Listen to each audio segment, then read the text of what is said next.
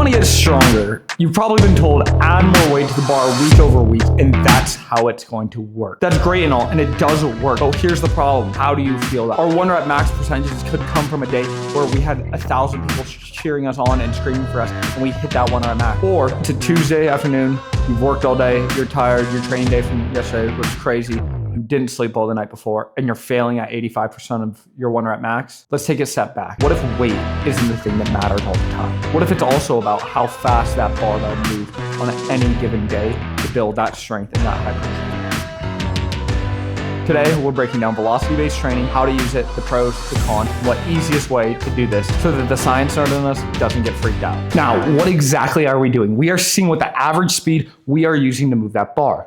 What that is going to tell us today is starting from the warm-up sets of how much potential power we have with each rep. That average meters per second to move on that barbell is going to tell us a few things. How the body's moving today, how the body feels. Is it actually powerful? That's the biggest one. Sometimes we can go to the gym feeling great, but we don't know that our body is destroyed ahead of time. So when we keep track of this over time, we build that catalog of knowing that at 115 pounds, I can move that bar at 0.87 meters per second. I know that's a great baseline, That's my average. I'm feeling good. I'm ready to attack it today. Now, if it doesn't start feeling like that, we know what we can change. That's where this piece of technology comes in. This tracks how fast that barbell will move. Faster the barbell, the movement, the more data we know going into it. So you have these different ranges of how fast we want that barbell moving. Now, I'm not saying just strip down the weight and just try to move that barbell as fast as we physically can. I'm saying let's figure out what the optimal percentage is for us to move that barbell. Now, if I know my 1 rep max deadlift is 475 pounds, it does me no good just doing reps at 225 pounds unless I'm focusing on that specific explosive power coming from it. It's the intent behind the lift. So if I'm just doing 225 pound deadlifts just because I'm saying, oh, I want to work in my power zone and it's easy to move that bar at 0.8 meters a second, when in reality, I can move it a little bit faster, 0.9 meters a second, all the way up to a meter per second. That's a 20% increase. That's 20% more effort being put into it. So it's not all linear. I can't just choose, being like, I'm moving the bar at 0.8 meters a second, cool, I'm going to call that. Was there intent behind that lift? So now when I add weight, because I'm trying to hit that hypertrophic zone, is there still the intent? Am I going at 0.5 meters a second? Am I still trying to rip that bar off the ground? That's the way we're going to be able to judge these sets. I'm a little bit tired today, so we're going to see how that barbell moves. Can I go a little bit heavier, or do I need to strip back that weight because the body's not feeling it today and I can get the gains I need out of it just by knowing this knowledge of how fast that barbell is moving. Now, if this whole thing revolves around numbers, let's talk them. So we're talking on average meters per second throughout your entire lift, from the start position to the final eccentric position of it. So just the bar going up. 0.8 to 1 meter a second is talking sheer power output. That's explosive, that's box jumps, that's vertical jumps, that's sprinting. What about our typical bodybuilding strength? That 5x5 rep range, something like that. We're thinking that 0.5 to 0.8 meters a second. That's our hypertrophy work. That's the grinding movements. That's the leaving 2 to 3 reps into the tank, but still being out to go. Now, finally, that top end absolute strength, those grinding reps where that deadlift takes a long time to get off the floor. That's 0.3 meters a second to 0.5 meters a second. Now, that's a lot of numbers we're talking about, but here's the thing that matters. I like looking at those two ranges. I want to keep my lifts around 0.5 meters a second to 0.6 meters a second if I'm trying to pack on muscle. If I'm trying to work on my athleticism, my explosiveness, that's when we're going 0.8 meters a second. This teaches us what weight to go at. So 225 on the barbell. Let's see where we're pulling at.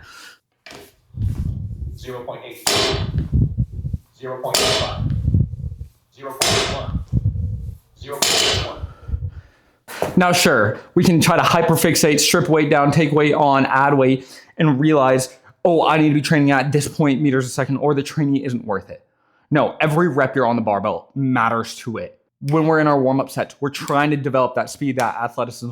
We're working in that peak power range. Once we get to these exact numbers, when I program, as if I was going to program 5x5 with RPE 8, whatever the fuck RPE 8 means on a certain day, this will tell us that the intensity that I am looking for on my 5x5 is 0.6 meters a second. That's the goal where I'm going for it.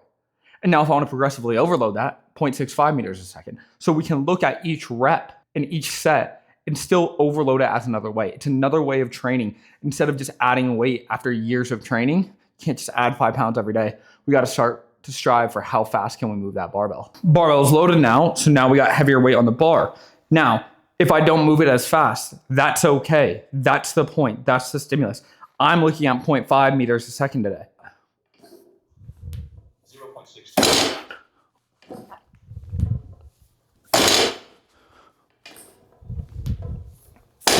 Let's talk the final piece of the puzzle, velocity loss. Everybody has popularized the idea of training to failure, especially with like Diamond Gym going around right now. There is the time and there is the place to it. But I think the reason why people see it so successful in their everyday life is because it's an intensity that is so easily able to test and see. I can't move this bar anymore. That's the intensity that we were going for. So that's what makes it so easy to go for. But on the flip side of it, burns the body out. It makes it so that 2 to 3 days later down the line, we're still dealing with that muscle fatigue and we can't train as hard for the next sessions. Our goal is to stack our sessions and build them up, not to peak our session, be in the toilet for 3 days and then go again, especially training in season. Training to failure is one of the worst things we can do because we don't know how the body is going to recover with all our excess stressors. So velocity loss is the key to solving this. Once my bar speed moves 20% slower, I know that my sets are done. Yeah, I can maybe grind out 3 to 4 more reps. That means I can't move it anymore at the speed that I'm going to and my intent was. Now, this is the method that I do train with most days when I'm doing this training is the velocity loss program. It teaches me how close I am to X amount of reps left in the tank. It's the easiest way to not have to worry about all the other numbers on it. It's just telling me what I have my ability to get. So we're doing deadlifts right now till I hit that 20% loss mark on it. Sometimes it comes sooner rather than later. 0.2. 0.2. 0.3.